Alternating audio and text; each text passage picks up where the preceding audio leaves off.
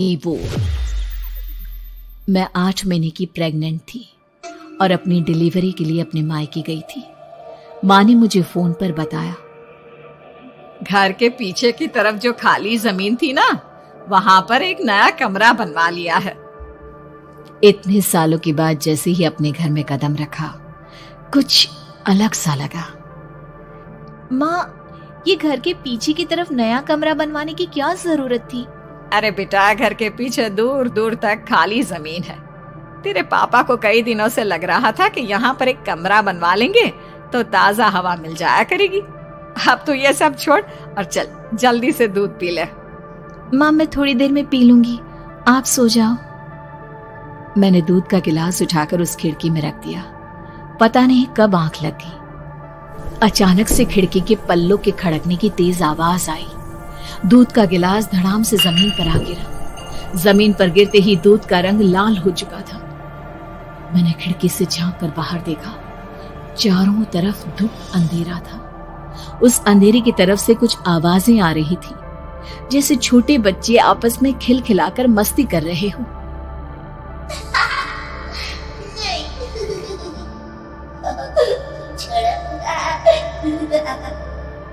इतनी रात को इतने घनघोर अंधेरे में बच्चों की आवाज कैसे आ रही है?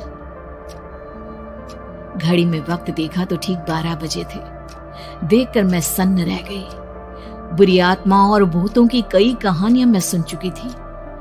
वक्त भी कुछ ऐसा ही था। ऊपर से मैं प्रेग्नेंट। सुना था कि ऐसे वक्त में अक्सर बुरी आत्माएं औरतों का पीछा करती हैं। तो क्या मेरे पीछे भी? पसीने से तरबतर बड़ी मुश्किल से, जैसे कांपते हाथों से मैंने उस खिड़की को बंद किया। जल्दी से जल्दी उस कमरे से बाहर निकलकर माँ के पास जाने के बारे में सोचा, लेकिन जैसे ही दरवाजे की तरफ पलटी, लगा कोई साया हवा की स्पीड से दरवाजे के सामने से गुजर गया। मेरे गले में अटक कर रह गई। मैं जोर से चीख कर माँ को बुलाना चाहती थी, लेकिन वो आवाज खुद मेरे कानों तक नहीं पहुंच पा रही थी। तो माँ तक कैसे पहुंचती? खिड़की के पल्ले एक बार फिर तेज हवा के झोंके से धड़ाम करके खुल गया और पूरी ताकत से मैं चीख पड़ी। जानती थी मेरी चीख की आवाज सुनकर कुछ ही सेकंड में माँ वहां पहुंच जाएगी, लेकिन ऐसा कुछ हुआ ही नहीं। मेरा कलेजा डर के मारे फटा जा रहा था। आखिर माँ ने मेरी आवाज क्यों नहीं सुनी?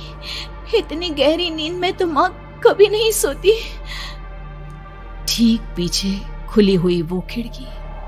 मुझ में इतनी ताकत नहीं बची थी कि मैं पलटकर उस तरफ देख भी सकूं। हवा का एक सनसनाता हुआ झोंका उसी वक्त मेरे कानों से आकर टकराया। लगा जैसे किसी ने दबी हुई आवाज में धीरे से मुझसे कहा, चली जाओ यहाँ से। मैंने दोनों हाथ अपने कानों पर रख लिए और एक बार फिर ताकत लगाकर जोर से चीखने की कोशिश की। माँ! पापा! मेरी आवाज उस कमरे की दीवारों से टकराकर वापस मुझे ही सुनाई दे रही थी।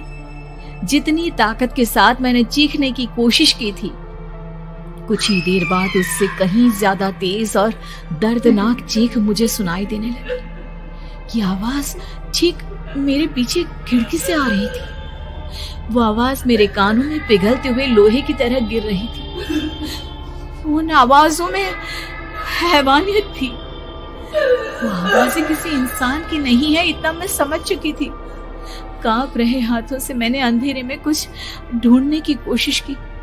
तभी अचानक मेरा हाथ बेड पर रखी टॉर्च पर पड़ा। किसी तरह ताकत लगाकर टॉर्च का बटन ऑन किया, लेकिन ये क्या? सामने दरवाजे पर 3 छोटी लड़कियां खड़ी हुई थी। उनके हाथ में स्टील के चमचमाते हुए चाकू थे।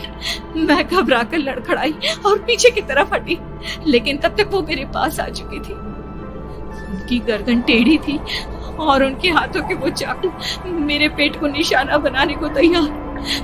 मैं जोर से चीखी, नहीं, छोड़ दो मेरे बच्चे को, मत मारो, मत मारो, छोड़ दो मेरे बच्चे को। सोनाली, क्या हुआ बेटा? तू इतनी डरी हुई क्यों है? उठ बेटा, क्या हुआ? हड़बड़ाकर मैंने अपनी आंखें खोली। देखा तो दिन निकल आया था। माँ मुझे जगा रही थी। मेरा चेहरा पूरा पसीने से लथपथ था। क्या हुआ बेटा, तुमने कोई बुरा सपना देखा क्या? मैं अभी तक अपने पूरे होश में नहीं थी। वो मेरे बच्चे को मार देगी माँ। वो लड़की मेरे बच्चे को। मैंने घबराकर अपने पेट को छुआ। सब कुछ ठीक था। और वो दूध जो रात को यहाँ पर गिर गया था, उसका रंग लाल हो गया था। माँ ने हंसते हुए दूध का गिलास मुझे दिखाया। तुमने दूध पिया ही नहीं, पूरा का पूरा ऐसे ही रखा हुआ है। तुमसे कहा था ना सोनाली, सेहत के लिए लापरवाही ठीक नहीं बेटा। लेकिन मैंने तो सब कुछ अपनी खुली आंखों से देखा था। ये सपना कैसे हो सकता है?